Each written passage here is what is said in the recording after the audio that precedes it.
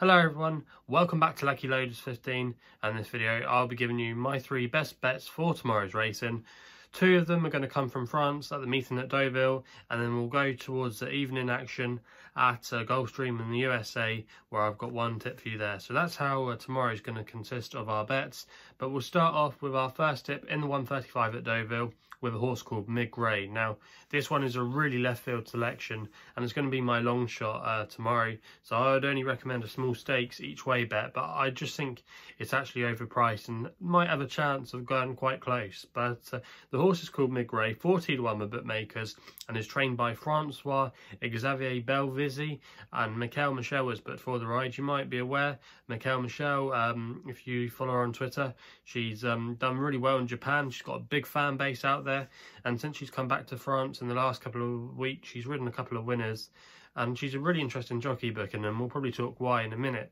Now this horse is coming off a, you could argue and say it was a disappointing run, but I would forgive it that effort. It finished 15th in a handicap at Longshot. It was drawn wide in stall 18. You're never going to win from a wide draw over these kind of 7 furlongs mile trips at those tracks. It's too much of a big ask sometimes, and this horse likes to come from off the pace, and he was always going to probably meet a lot of traffic, whatever happened. But in that race, he was dropped out towards the back under Stéphane Pasquier, and then when he was asked for an effort, he did run on a little bit, and then in the last furlong or so, he wasn't given a hard time at all. He was just eased. But he's never had a great record after a layoff, so you will always need a run to get going. But it's interesting that he only ran a week or so ago, and they're going to be turning him out again. And now this horse, he runs well on the turf. He's a son of Camelot. And if you actually go back through a lot of his form, he's got some good form on the turf. He's running some really decent handicaps, and he can often spring a surprise at a big price. Like I said, he normally likes to come from off the pace, and tomorrow he's going to get the best draw he's ever had, or one of the best draws he's had in recent starts. He's going to be drawn in stall 2, which means hopefully he can get a good position in the midfield. That's what I'm hoping he can get. He can get a nice position there and be not too far off the pace when he needs to deliver his kick. But Michael Michel is put for the ride tomorrow, like I said, and this horse is going to be carrying such a low weight, 8 stone 2. There's some horses in there going to be carrying 10 stone, and that's going to be a big weight difference. And this horse has got some okay form in handicaps, and I know there are horses with maybe better form figures on paper, but this horse, don't underestimate him, and it's like I said, an interesting jockey booking.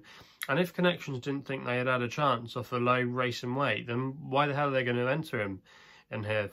If you ask me, I think he's got a cracking each way chance at 40-1, and if he can get the luck in running at 40-1, I think that's a great each way bet. And like I say, go back and watch some of his form from last season, because it actually does stack up quite well against some useful types, and he wasn't really given, like I said, a hard run last time out. And also as well, he wasn't actually that far beaten in the grand scheme of things. So he's running at the right trip, he's running on the right surface for him, he's got a good stall, he's got a nice low racing weight, a good jockey booking. I think there's a lot to like about his chances for a good run tomorrow. So at 41 each way, like I said, he's going to be my long shot. We then stay at Deauville for the 4 o'clock, and I'm going with a horse here called Bring On A Thought. Now this horse is 11-10 with bookmakers at the moment, and is trained by Andre Fabre, and Pierre-Charles Bordeaux, who's the man of the moment out there at the moment, is booked for the ride. Now Andre Fabre, his yard haven't been firing, the master trainer.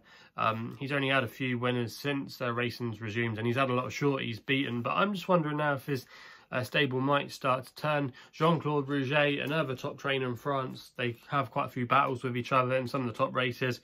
His stable had a few winners today, and I'm just wondering now, maybe now we've had nearly a couple of weeks underway, these trainers might just start to fire in a few more winners. And this horse won well last time out at Compiègne. He ran really well in the closing stages, and I think the further he goes, the better. He's going over 1.5 miles tomorrow, and this company doesn't look like it's going to be a difficult assignment for him. He's actually a son of Glen Eagles, who was a first season sire last year, did quite well, but I think his progeny might get better with age. And I think there's a lot to like about this horse, and he could be potentially a pattern company horse later on in the season. So I think Bring On The Thought, he's 11-10 with bookmakers at the moment. He's going to be my nap tomorrow, but I think he's got a cracking chance of going in. We then go with our final selection at Gulfstream in the 816 with a horse called Fuddled. Now this horse is 5-4 with bookmakers at the moment. I know these aren't the biggest prices in the world, but I think it could be maybe a good double if you want to do my nap and next best in a double. It would have come in yesterday, but hopefully this can tomorrow. Now this horse is trained by Safi Joseph Jr. and Ismail Jaramillo. That's how I pronounce it. Hopefully is put for the ride. Now this horse finished second at Gulfstream last time out behind a horse called First Wave. Now if you just go back and watch the replay when they met at Gulfstream, First Wave, as is in his name, got the first run that day, and Fuddled gave a good account of herself. She battled well, she fought with her head down, but she just got pipped on the line, and it was only because First Wave had the first run. So I think if they met again, I think our horse would get on top. She's a daughter as well of Invincible Spirit, who's a sire I like. He's doing really well at the moment, and he's definitely a sire to follow. A good drawer as well, installed too. I expect this horse to step up from her debut effort, and for me at 5-4, I think she's a solid candidate to win this race. So they're my 3 tips for tomorrow's horse racing action. We still have 1 tip to go tonight at Gulfstream, Legendary Prince. Go and check out my other video for my reasoning for why I've selected that, if you haven't done so already. Also as well, please follow me on Twitter at LuckyLoaders15. That's the place to follow me on social media. Please subscribe to my YouTube channel here at LuckyLoaders15. Please gamble responsibly, and we'll be seeing you soon.